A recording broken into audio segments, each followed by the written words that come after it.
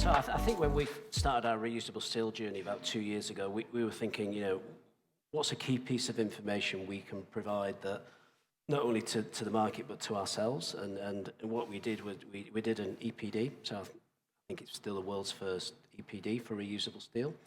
So we did the full life cycle analysis, and quite fortunate that we'd already mapped a lot of our processes within the core business. So we ended up within, it's full, A to D module, so the whole operational boundaries in there.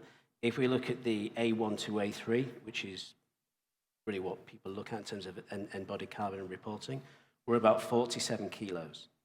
So per tonne of 47 kilos of carbon equivalent per tonne of product.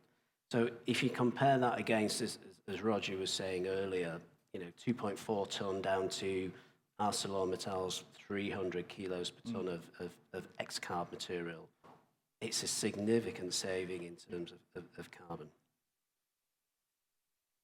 I know where this question's coming from. There's a big issue as far as I'm concerned, just in perception terms and standards. Yep.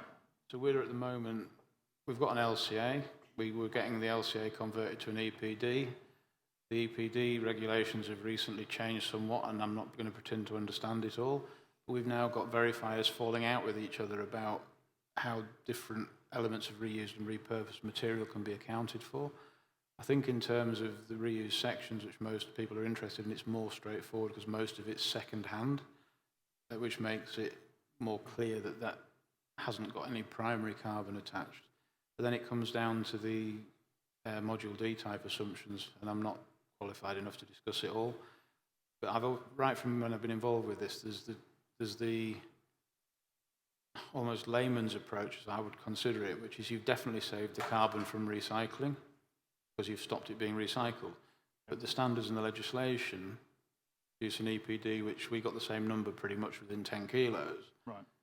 And I think fundamentally we have to operate to the standards because it's the only defensible position. It's no point taking the layman's view when you can't then substantiate it. Yeah.